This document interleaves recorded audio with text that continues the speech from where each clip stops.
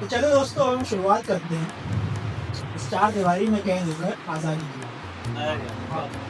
अब चाहे बापू को गाली दे दो या गोडसे को महान कह दो, उस वक्त तुम्हें जो सही लगा उन्होंने वो काम किया, आजाद करवाकर भारत को ये देश हमारी।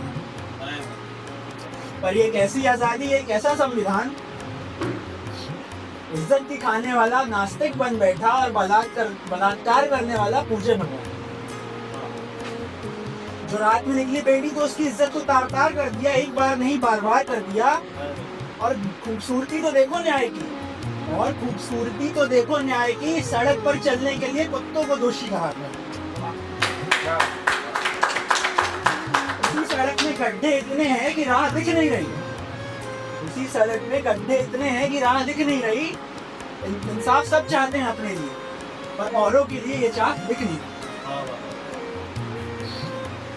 आजाद हैं, आजाद हैं हम क्योंकि हर साल 15 अगस्त और 26 जनवरी को तिरंगा लहरा दिया। फिर जुर्म हुआ देश में, फिर जुर्म हुआ देश में, और देश ने पीड़ित को ही दोषी किया। अगली बात मेरी बुरी लगे तो पहले से ही माफी है, अगली बात मेरी बुरी लगे तो पहले से ही माफी है, पर इस देश को तोड़ने के लिए तो राजनीति ही काफी है। जहाँ धर्म और जात के किस्से आज भी आबाद हैं, हिंदुस्तान जैसे देश में मेरे भाषा पर विवाद है।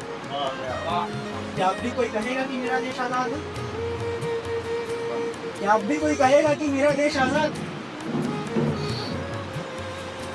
सोच रहा हूँ कि ये सब कहने का भी क्या कोई मतलब है, सोच रहा हूँ कि ये सब कहने का भी क्या कोई मतलब है। चलो इतना ही बता दो, अपराधी का क्या मतलब है? क्या है कोई जवाब इस बात के बाद? है कोई जवाब इस बात के बाद? ये सब सिर्फ आज का ही सुरूर है, ये सब सिर्फ आज का ही सुरूर है। सब भूल जाएंगे देशभक्ति 15 अगस्त की रात के बाद। भूल गए हैं निर्भया भी हम, भूल जाएंगे अतुल सुभाष। भूल गए हैं निर्भया भी हम, भूल जाएंगे अतुल सुभाष को। कर भी कुछ नहीं सकते, यहाँ मैं भी एक कठपुतली हूँ, तुम भी नहीं।